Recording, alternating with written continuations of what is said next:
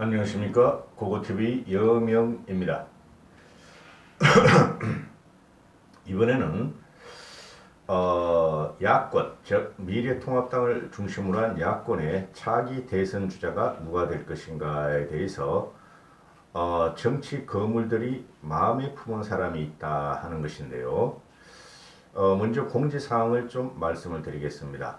6월 18일 목요일 날 고고TV가 1주년 기념으로, 기념도 아닙니다. 지금 고고TV가 얼마나 새가 쪼그라들었냐 하면은 1주년 소모임을 갖고자 하오니 고고TV 커뮤니티의 게시판에 가셔서 댓글에 참석 여부를 부탁드립니다. 이대로 가면은 제가 개인적으로 전화번호 남기신 분들한테 전화를 드려서 다른 말씀을 드릴지도 모르겠습니다. 부탁드립니다. 강남역이고요. 회비는 무료입니다. 벌써 몇몇의 고고TV를 지원하시는 분들이 몇몇 분들이 벌써 회비는 다 내셨습니다. 그것이 모자라면은 고고TV가 개인 돈으로 회비를 갖다가 충당할 것이니 부탁 말씀을 드리겠습니다. 특히 고고TV를 1년 동안 지켜보시고 고고TV가 후원과 자율구독료를 부탁드린 게 한 6, 7개월 됐어요. 꾸준히 내신 분들도 계시고 단발적으로 내신 분들도 계시는데 제가 성함은 올려놨으니 꼭 참석 부탁드립니다. 성함이 명기된 분들은 그 중에서 제가 몇 분은 꼭 뵙고 싶은 분들이 있는데 참석 부탁드리겠습니다. 지금 킹메이커를 자처하는 사람들이 미래통합당에 두 명이 있죠. 한 명은 김종인 비대위원장이고 한 명은 김무성 전 대표죠. 그죠? 두 분 다 공식적으로 박근혜 대통령을 대통령으로 만든 사람들입니다. 그죠? 김종인 씨는 비대위원장, 즉 행복추진위원장이 비대위원장이라고 마찬가지고, 그 다음에 김무성도 총괄선대위원장으로 박근혜 대통령을 대통령으로 만든 킹메이커들이죠. 그거는 부정하면 안 됩니다. 여기서 또 어떤 분들은 또 김무성이야, 또 김종인이야 그러는데 그런 분들은 고고TV 보실 필요가 없어요. 고고TV는 정치공학을 따지지 않습니다. 누구의 호불호도 없고 오로지 문재인 정권으로부터 정권을 되찾자는 방송입니다. 제일 난 사람을 밀고 갈 텐데 아마 7, 8개월 후면은 야권의 대선 주자가 부각될 것인데, 미래통합당의 대선 주자가 부각될 것인데, 그 중에서 한 명을 찍어서 고고TV는 그 사람을 밀기 시작할 겁니다. 지금 여권에서는, 즉 더불어민주당에서는 내가 대통령이 되겠다 하는 사람들이 꽤 있죠. 그죠? 잘 아시다시피 이낙연이고, 그 다음에 이재명이고, 이낙연이가 한 7, 8% 지금 지지율이 나오고 있고, 이재명이가 튀는 바람이 12% 정도 나오고 있고, 그 다음에 박원순이도 또 한 번 숟가락 얻겠다고 나오고 있고, 그 다음 김부겸도 있고. 그런데 이 네 명은 가만히 보고 있으면은 전부 다 친문이 아니죠. 의외의 인물이 여권에서 더불어민주당에서 대선 주자로 나올 가능성은 매우 농후하다. 이낙연이가 항상 간곡히 부탁드린다, 또는 깊이 생각하겠다, 그런 참기름 발언, 미꾸라지 형태로서 과연 대선 후보가 여권에서 될 것인가 하는 문제인데, 또 정세균이도 있죠. 정세균이 같은 경우도 제가 정세균이가 국무총리를 허락할 적에 그때 영상을 찍었는데, 정세균이는 국회의장의 국무총리의 뜻을 둔 게 아니고 대권의 뜻을 뒀다. 그래서 국무총리를 억셉트했다. 그래서 제2인자의 자리를 확실하게 붙이고 이낙연이 하고 정세균이가 쟁패할 것이다 했는데, 의외의 인물이 누구냐? 여권에서 거기서 586이 하나가 나올 겁니다. 여권에서 586이 하나 나올 텐데, 지금 김부겸이가 대권과 당권을 분리하는 구조에서 자기가 대권을 포기하고 당권만 가질 테다 이렇게 말을 하고 있죠. 그것도 아주 신의 한 수입니다. 김부겸을 보고 있으면 김부겸이가 나는 당권만 갖고 대권을 안 가지겠다는데 그 말을 어떻게 믿어? 정치인의 말은 믿을 필요가 없다. 오히려 이낙연이보다 오히려 김부겸이가 김부겸이나 또는 정세균이가 경쟁력이 있다 하고 저는 생각을 해요. 그러나 누가 나와도 미래통합당에서 계획적이고 신진 인사가 여권 주자로 올랐을 적에는 우리가 이길 수 있다 하는 게 제 생각이에요. 정세균이가 바보입니까? 이낙연이는 바보 같아 보니까. 근데 정세균이가 바보예요? 쓰러져가는 이 황혼으로 지금 치닫고 있는, 즉 달이 지고 있다는 거죠. 문재인의 정권 말기에 정세균이가 그 독박을 다 국무총리를 유지하면서 쓰겠습니까? 그만두고 대권에 나오고 치받을 경우가 있을 겁니다. 정세균이가. 저는 그렇게 생각하는데, 그러면은 김종인 씨와 김무성이가 속마음에 둔 미래통합당의 대권 주자가 누구냐? 현재 나오는 게 기자들이 다루는 거 보면은 기자들이 윤석열이 나왔으면 좋겠다 하는 걸 슬슬 흘리기 시작하죠. 제가 요새 간혹 가다가 유승민이나 홍준표나 또는 원희룡은 안 된다 그러죠.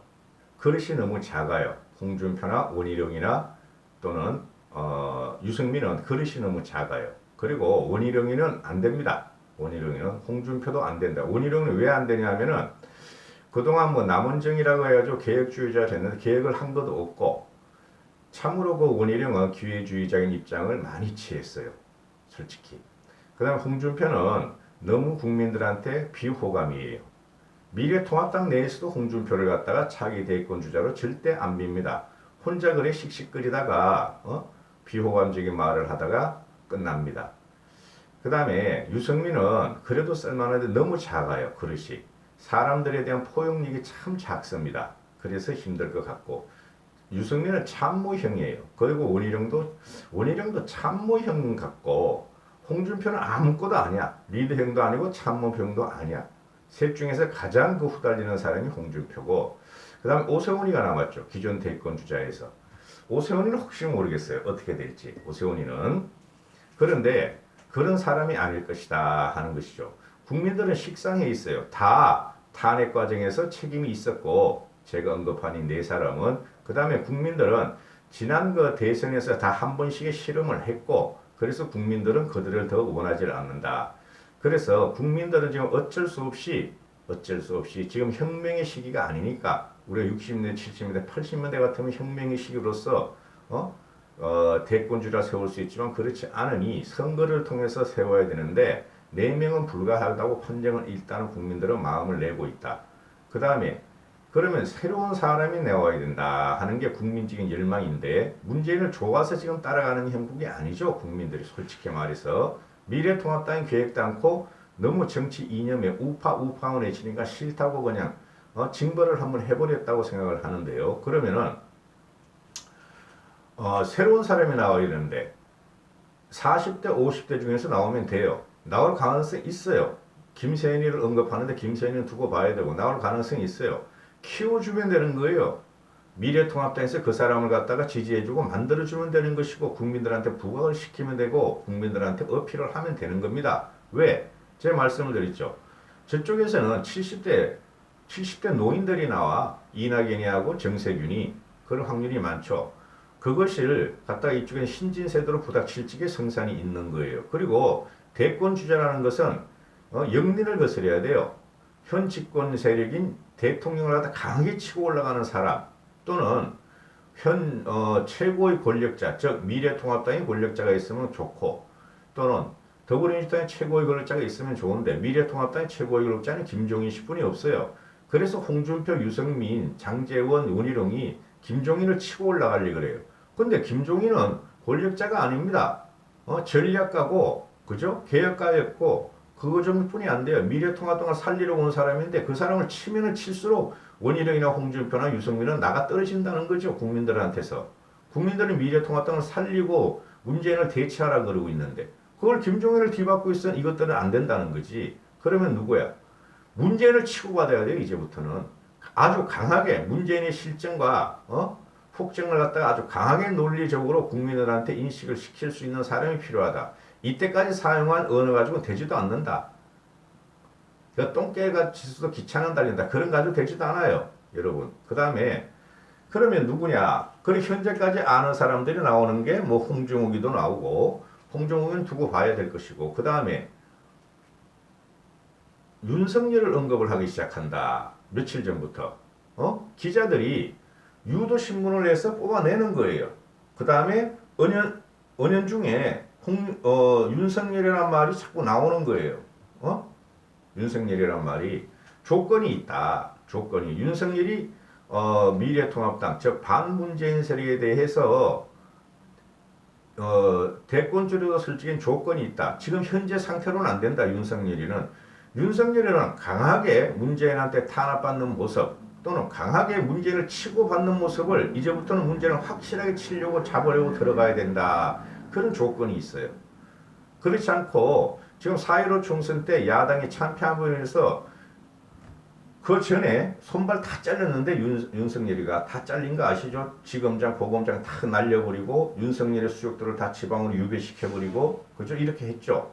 그런데 4.15 총선이 야당이 압승을 했으면 윤석열이 힘을 받고 문재인을 치려고 덤벼들었을 거예요. 그런데 그게 안 되고 있죠. 오히려 수세로 몰리고 있죠. 그죠? 그럼에도 불구하고 윤석열은 다크호스다. 지금 보면 야권의 대권 주자들이 국민들이 이름은 알 거 아니에요. 근데 1% 지지율이 1% 안 돼, 1%뿐이 안 돼요. 대권 주자 1%. 그죠? 물론 여권과 야권의 쟁패가 갈지게 1대1 구조가 되면은 몇십 대 몇천 되겠죠. 그런데 그 사람들 가지고는 안 돼요. 1% 나오는 거 가지고는. 확실하게 문재인을 치고 받는 사람이 이제 나와야 된다. 항상 권력은 투쟁 과정이죠. 투쟁이기 때문에 지금 현재 여권에서도 그래요. 여권에서도 문재인을 확실히 칠 사람이 나와야 되는데 하나도 안 나와. 아직까지. 문재인의 힘이 빠지겠죠. 내년쯤 그때쯤 나오겠는데 그러면은 야권에서는 지금쯤 문재인을 확실하게 치면서 연어가 폭포수로 거슬러 올라가듯 그런 사람이 필요한데 이때까지 그런 사람이 누가 있었냐? 문재인 정권 3년 동안 작년 1년 동안 작년 7월부터 윤석열이 있었다 해서 국민들이 환호했죠. 그런 겁니다. 그래서 지금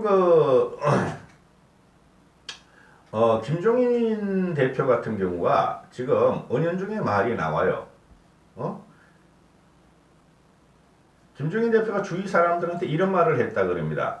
윤 총장이 차기 후보로 괜찮을 것 같다 하고 이런 이야기를 했다.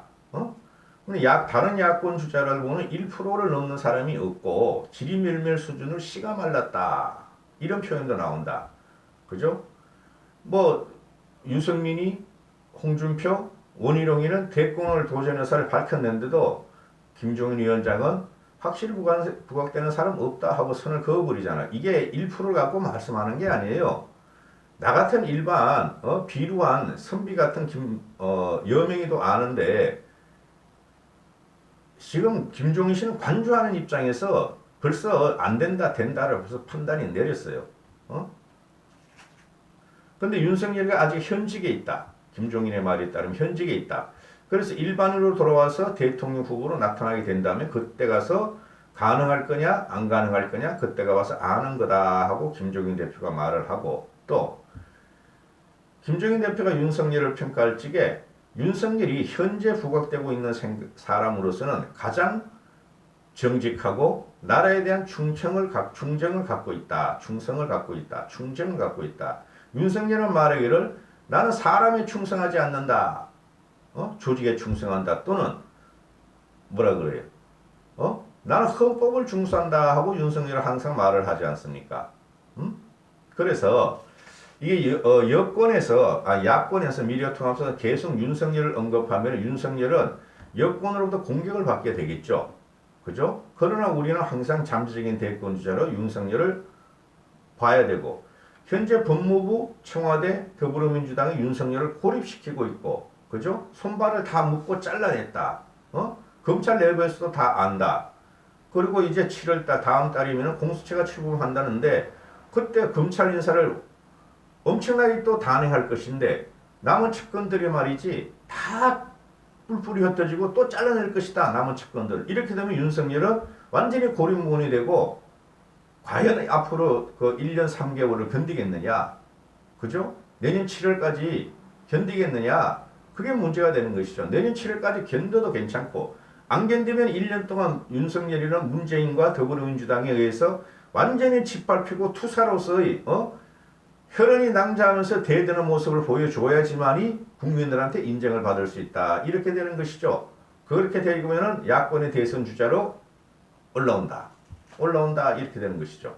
그리고 윤석열하고 김무성이하고 김종인 씨하고 가만히 보고 있으면 이 사람들은 권력에 치받는 성격이죠. 전부 다.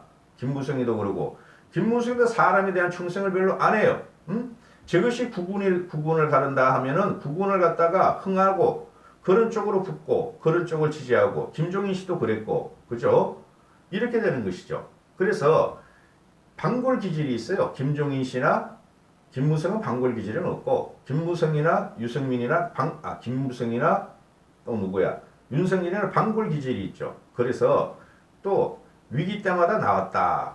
그죠? 윤석열은 사람들을 잡아넣어버리고 김종인은 박근혜, 문재인, 현재 미래통합당 왔다 갔다 하면서 나라를 살리려고 그런다. 이런 건데요. 솔직히 김종인 씨가 문재인을 가서가 그 대통령을 만든 것은 나라 살린 건 아니지만은 그런 게 있고 여기서 김무성이가 하는 말이 또 있죠. 정치는 사고 유연성하고 민주성이 굉장히 중요한데 검찰은 센 권력인데 평생 그 자리에서 소신적으로 소신을 갖고 권력을 행사한 사람이 정치인으로 변신이 가능할 것이냐. 근데 솔직히 윤석열이가 보면은 경직된 그 사고를 가진 사람은 아니라고 봐요. 보고TV는. 근데 김무성이가 말하기를 변신이 성공하면은 대선 출마도 가능하다. 그러면 이 사회는 영웅의 탄생을 지금 원하고 있는데 윤석열이가 영웅이 될 수 있다 하고 김무성이는 봐요. 그리고 이게 윤석열을 갖다가 김무성 주위에서도 윤석열은 어떠냐 다음 대선 주자로 대권 주자로 말을 하는 사람이 많다. 왜?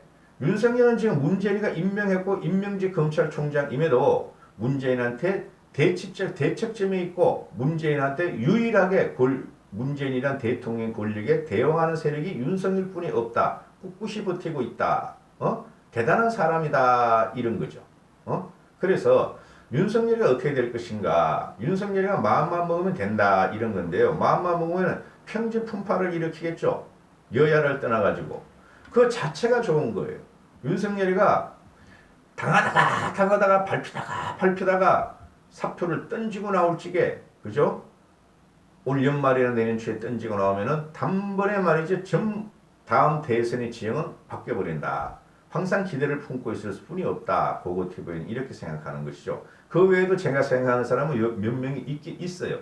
솔직히 있는데 아직까지는 제가 그런 방송을 할 때가 아닙니다. 누구 편을 들기 싫으니까. 감사합니다. 보고TV 여명이었습니다.